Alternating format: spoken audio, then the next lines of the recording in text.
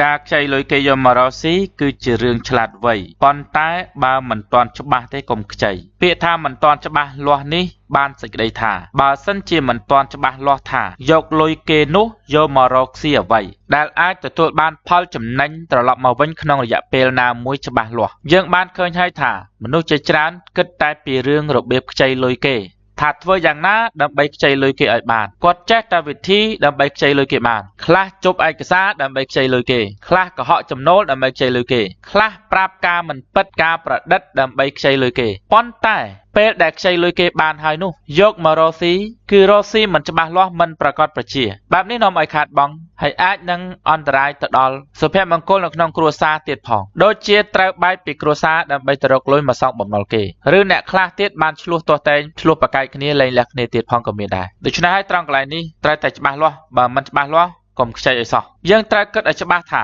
យើងខ្ចីលុយគេយកមកធ្វើអ្វីថាខ្ចីលុយគេយកមកធ្វើអាជីវកម្មនោះជាអាជីវកម្មរយៈពេលខ្លីឬក៏រយៈពេលវែងបើសិនជាអាជីវកម្មរយៈពេលវែងវាមិនស័ក្តិសមទេនៅក្នុងរយៈកាលដំបូងនេះវាត្រូវតែអាជីវកម្មក្នុងរយៈពេលខ្លីហើយជាការល្អបំផុតគឺការខ្ចីយកមកពង្រីកអាជីវកម្មបានន័យថាយើងមានអាជីវកម្មស្រាប់ហើយដែលអាជីវកម្មនោះវាអាចជាអាជីវកម្មតូចដែលយើងសន្សំលុយបានចំនួនតិចហើយចាប់ដើមធ្វើពីតូចមកឥឡូវនេះយើងចាប់ដើមខ្ចីដើម្បីពង្រីកដោយសារថាយើងមានបទពិសោធន៍និងប្រាក់ចំណូលជាបន្តបន្ទាប់ប្រដឹកដេញមកយើងអាចខ្ចីមកពង្រីកអាជីវកម្មបានប៉ុន្តែក្នុងករណីអាជីវកម្មថ្មីថ្មោងក៏យើងអាចខ្ចីបានដែរដែលការខ្ចីបាននោះលុះត្រាតែយើងគិតអំពីចំណូល